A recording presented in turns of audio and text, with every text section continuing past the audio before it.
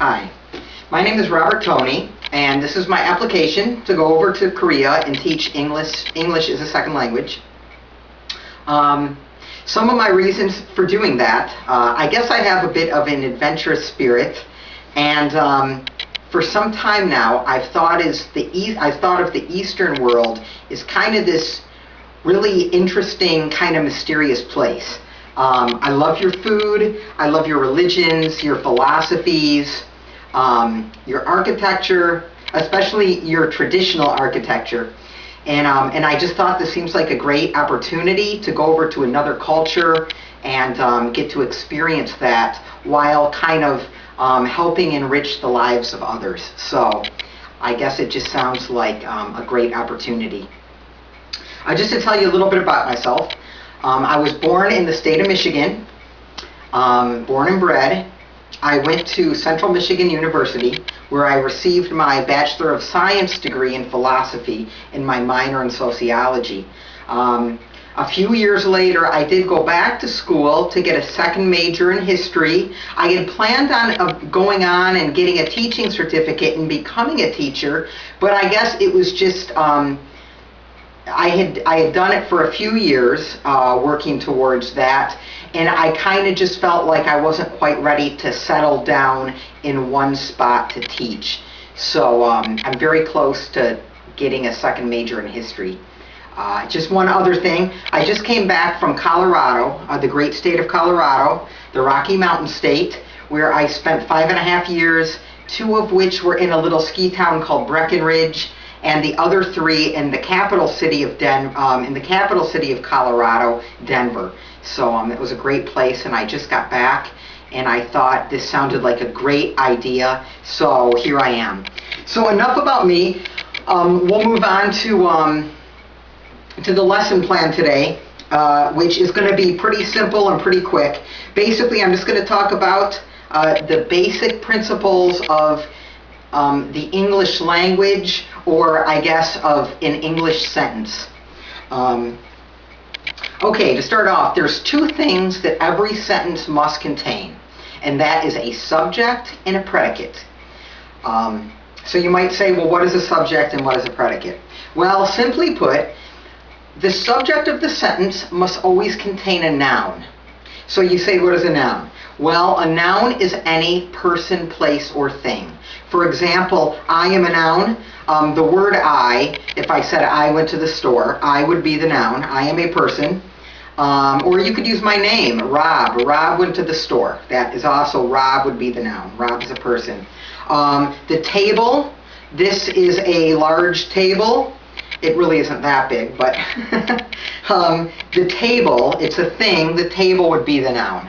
Or a place like Tiger Stadium. Our baseball team here in Michigan is the Detroit Tigers, so I went to Tiger Stadium.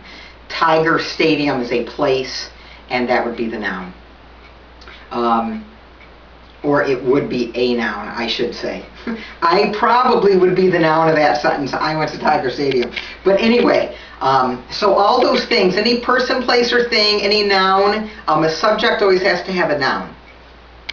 On the other side, you also have to have a predicate. So you say, what is a predicate? It's kind of an awkward word. A predicate, every predicate must contain a verb. So you say, well, what is a verb? A verb is any word that shows action. Anything that the noun is doing is a verb. So, I went jogging. Jogging would be your main verb. Jogging, it shows action and it shows what the noun is doing. I, the subject, which I is a noun, I'm a person.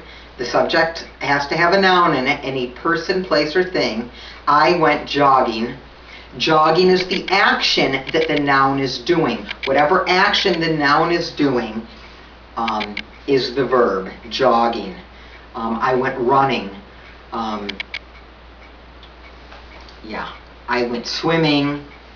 I went for a walk, swim. All those actions there that the noun is doing is the verb. Every sentence to technically be a sentence has to have the subject, which is the noun, and the predicate, which is the verb. The technical name for a sentence can be independent clause. Sentence and independent clause can be kind of interchangeable. That's kind of the technical term for a sentence. So, all right. Just the last thing I'll cover, and forgive me, I know that this is very quick. I learned yesterday, I had actually made a video yesterday, which I was very proud of. And when I went to download it to YouTube, which is, I believe, how I'm going to send it to you, you're going to see this on YouTube. There are some new rules where the video cannot be any longer than 10 minutes, or it won't upload to YouTube. At least that's what YouTube said. So anyway, I don't want to go over my 10 minutes. So just the last thing I'll talk about, two more parts of a sentence. One is something called an adjective. An adjective is any word that modifies your noun or your subject. For example, if I said, the tall man was walking down the street, man would be your subject. Tall describes the man. Tall modifies your subject. It describes it. The tall man was walking down the street. Tall is an adjective because it describes the subject or the noun. Anything that describes your subject or your noun is an adjective. Now on the other side you have an adverb. An adverb is anything that tells you about the verb or modifies the verb. The man was walking quickly. The word quickly is your adverb because it modifies your verb, which is walking. The man was walking quickly. Verb is your, walking is your verb, and quickly is your adverb because it tells you more about the verb. An adverb will tell you more about your verb, and an adjective will tell you more about your noun. So those are two other kind of important things that you'll find a lot in sentences. So anyway, that is my very quick lesson. Great. I appreciate your time. You're doing great in the Olympics, especially in short track men's speed skating, where I know you've gotten a few gold medals. So great. Hopefully I'll hear from you. Thank you very much for your time. Over and out.